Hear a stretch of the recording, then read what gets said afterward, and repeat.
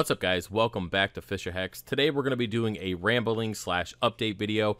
Talk about everything that happened last week because I didn't put any content out. For those of you who emailed me, yes, I'm still alive. It's kind of crazy I get those emails only a few days after not posting on my normal schedule, and I do appreciate those, by the way.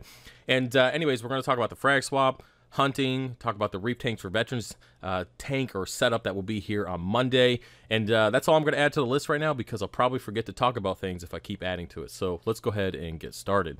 All right, so first things first, let's go ahead and talk about the frag swap, which was last Saturday at that fish place in Lancaster, Pennsylvania, hosted by the Reef Conservation Society. And the turnout was pretty good. I felt that I sold quite a bit of coral, and I actually approached it a little bit differently than I have in the past. A lot of acclimation time, matching temp. It really helped that I used the same light that was currently over the frag, so they didn't have to adjust to a different spectrum. It was pretty good because the zoas are usually the things that don't like to open up for me at frag swaps, and believe it or not, they were open before I even put the lights over them, and it made me very happy, and I sold quite a bit of coral, and I did pretty well. I met a lot of you guys, and sorry if I'm awkward. I don't really know how to explain it. I'm just not good with people, and that's pretty much all I'm going to chop it up to. I do my best to socialize, and I try to get out and meet people, but I don't know if it's just life experiences or the military or just my personality, but I'm very awkward around people. And if you picked up on that, I do apologize. I am a normal person, I promise. Just have to, I guess, keep on doing this, and hopefully it will get better in time.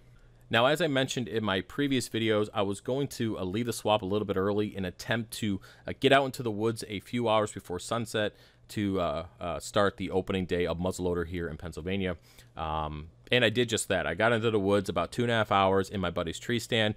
Unfortunately, I didn't see anything. It's kind of weird that he gets a deer every single year, or multiple deer, in this spot. I mean, there's no white oaks. There's no scat. When we scouted the area, there was nothing. No trails, no in-between bedding or feeding plots. There was nothing. So I think he just gets lucky every single year with people scaring the deer down the mountain on their way out.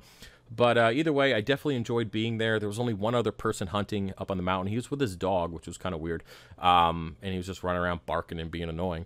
But either way, I did not see any deer, but I definitely enjoyed being in the woods and kind of the peace and quiet, except for the occasional squirrel that you want to shoot because they sound like a deer, and they're not. Any hunter, you know exactly what I'm talking about. If only you could shoot every single squirrel and not scare the deer away. That would be awesome. But it doesn't work out that way, unfortunately. And yeah, so I definitely ended the day on a peaceful note, and I went back out Monday. And a little disclaimer here, there will be pictures of a dead deer. There will be pictures of that deer in the back of my truck. There will be pictures of that deer being processed in my backyard. So if you get offended by that stuff, just skip forward in the video. If you have an opinion on hunters providing for their families and the whole laundry list of hippie bullshit, just forget writing it in the comment section. I'm just going to delete it because I don't want to hear that shit.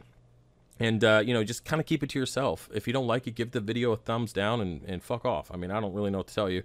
I'm just not interested in seeing it in this whole PC, social justice warrior, crazy world that we're living in right now. I don't have time for that bullshit. So just keep moving. Or if you're normal, go ahead and continue to watch the video and we'll talk about it. Now, with my disclaimer out of the way, Monday morning I went out and I used my brand new Viper tree stand, which, by the way, is freaking awesome. It's like 20 pounds. It's dead silent. And I went up into the canopy. It was about 30 feet up. I know it's about 30 feet because my rope that I put on my bag is 25 feet, and it was off the ground several feet before I finally stopped going up. And my goal was just to get into the canopy, which at night when you're climbing the tree, it's so much easier because you can't see the ground. You don't really know how high you are. And then daylight starts creeping in. You're like, oh, wow, I'm up here pretty far. And it's a little nerve-wracking because I guess with the trees swinging and the wind, it was a little windy that day. It just kind of felt weird being in there. But everything worked out, and I actually saw a couple deer really early. There was a really big-bodied something. I couldn't tell if it was a buck or a doe. It was about 100 yards out, but it was freaking massive. Like, I wish I could see its head, but it was just too dark. I couldn't see. It would have been a perfect shot. Even if it was out 150, 200 yards, I still would have been able to get it with that muzzleloader. I am using the power belt, 300 grain power belts with the Blackhorn 209, which is about 100 grains by weight. And that thing We'll talk about the damage here in a second, but that thing would have been easily out to 200 yards, no problem, would have taken it. Yeah, so I couldn't see what it was, and the rule is here, if it's too dark and you can't identify the deer, you don't take the shot. So that one kind of went off and did its own thing, and about 15 minutes later, it was definitely a little bit more light, and this doe came strolling in, and didn't know I was there, I had no clue, was just chilling out, pretty decent size, and I got her at about 75 yards, heart shot. It went directly through the heart, split it in half. I'll show you guys that here. Well, maybe I won't show that because that might be a little too much. But either way, got her in the heart. She dropped about 20-30 yards away, saw her belly up. She didn't suffer. It was really quick. That 50 cal round is, I think, a little overkill. I really enjoy the muzzleloader, but I feel that round is just too much for a deer, especially with that kind of powder behind it. I've been talking to my pop-up about it and kind of just talking in general with people about the amount of power that round has. I feel like it's just too much because it broke all the ribs, both sides, and lodged into her shoulder because she was kind of quartering away a little bit. But it was devastating, the amount of damage that round does. But either way, she dropped, went through the whole cleaning process, and dragged her out. Now, the drag out was awful. It took me 3 hours to get her out. There was points in the trail where there was mud up to my kneecaps. I could only go about 10 or 15 yards and have to stop because not only am I carrying the pack, my tree stand, but I'm also carrying the rifle, or the muzzleloader, better yet, and my backpack that had my day's supplies, all that, my harness, all that good stuff, as well as dragging this deer. If I would have saw another hunter with a cart coming up, I would have paid that dude at $500 for a $50 cart, easily, right there. I'm like, let me PayPal you because this is awful. And I didn't think it was going to be that bad, but she looked a lot smaller while I was up in the tree stand. But when I got face to face with her, I'm like, oh, this is a big ass deer. This is going to be a problem. I should have quartered her out and then carried her, but I was already halfway kind of through the whole dragging process and just decided to keep going. Either way, it was awful. 3 hours later, had her in the truck, got her home, and because it was so warm out, I actually picked up some ice on the way home, put it in the chest cavity, and then did the whole processing at the deck. I used the truck to kind of lift her up, which was really nice. Having the new truck not only for the business, but for wintertime, for the kids, and for hunting, it's just a dream. It's awesome. I just kind of pulled her up with the hitch there and did the processing, and had deer tacos at night and started marinating jerky. So it was really good. I definitely enjoyed the experience. The only downside is I can't go back out into December. I have that veterans hunt up in northern Pennsylvania, which I'll kind of give you guys more video and stuff of. And that hunt will be happening the first weekend of December, where I'll get my buck for the year and my second doe tag. So I guess stay tuned for that. We'll talk about it when it happens. But I'm just bummed because I can't go back out in the woods until December. I got all this money into the new tree stand, and I just really enjoyed it. So as much as I love getting the deer really early, I just kind of want to be out in the woods and enjoy it. So yeah, it is what it is. I am thankful and blessed that I could provide food for my family for at least, this deer will give us at least 8 months worth of food, because it's not like we eat it all the time. And then when we get the other deer in, on top of the turkeys and stuff like that, we'll be able to have meat for the next 1.5 to 2 years, just based on that. So it's really nice, and it's comforting, when bills get tight or whatever happens, to be able to reach into the freezer, pull out something, and know that you can still provide for your family. So that's the whole point. Nothing goes to waste. Everything gets used. Unfortunately, I couldn't eat the heart because it was split in pieces. But I usually eat that, but I just couldn't do it this time around. Yeah, that's about it when it comes to hunting. Moving on to the Reef Tanks for Veterans tank from customaquariums.com. I kind of mentioned this previously. That will be here Monday. It's being delivered.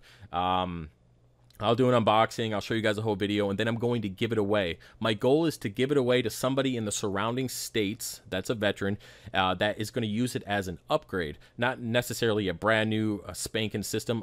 Because even though I do 10% of my coral sales, I only have about $2,000 set aside for this build, and to be able to do a whole build from scratch with only $2,000, it's just not going to happen. But I do have some donations coming in from different companies, and I really want to give this away as an upgrade to a veteran.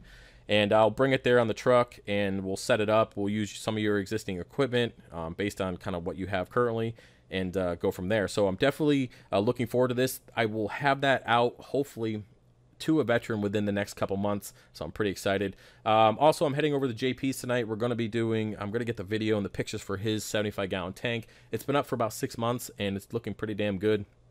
So I want to show you guys that. And yeah. Also, I have started to dose nitrates in my 300-gallon. If you guys have been following that tank forever, I have been just struggling to keep nitrates up, and it was very apparent when I ran out of my food. So over the last couple weeks, I ran out of the food that I make for the 300, and I'll just kind of briefly touch on this so it's not going on forever. But basically, I was only feeding nori for a little while because I ran out of food, and you could see anything green in that tank was super pissed off and went pale on me. All my bird's nest and stuff looks kind of pale, and I just got sick of it. Now I haven't dosed nitrates in forever. I never really had to because I always had a really heavily stocked tank, and that was my plan for the 300, was just to stock it full as many fish as I can. But it doesn't seem like I can get fish in and quarantine fast enough, and I just don't want to keep overfeeding the tank because it's not a really good way to do it. It's also very expensive. But anyways, I started dosing the KNO3 through Greenleaf Aquatics. I'll do a whole video on that, but I want to give it a couple months so you guys can see the before and afters, and I'll run through the details on what I'm dosing, how much I'm dosing, how I'm doing it.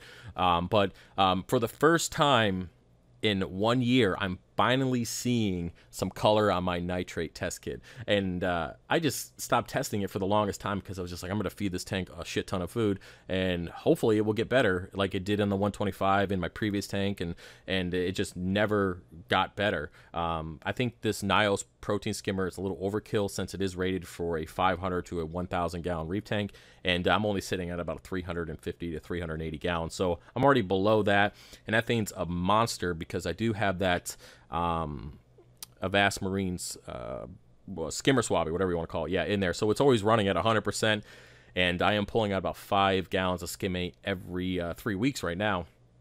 So yeah, the tank is just running very, very well, pulling out a ton of macroalgae, but I just can't keep up with my nitrates. My phosphates are at 0.05, which is a little low. I kind of like it, keep it at 0.15, but you know, it's still low as well. So we'll see how this dosing does, and I'll give you guys a whole in-depth video on it once I get through the process. But yeah, other than that, I appreciate the support, guys. Check out FishOfHex.com for coral sails, inverts, and macroalgae, as well as t-shirts, and some of the updates I'm doing on builds and stuff I'm trying to get on the website, and just take some time. But I'm done rambling because this video is too long, and now I got to go get video of my tank and the fish room and crap so I can have something so you guys to look at. But either way, guys, I will see you Monday, Tuesday. I don't know when I'm posting this, but I'll see you throughout the week. All right, guys, later.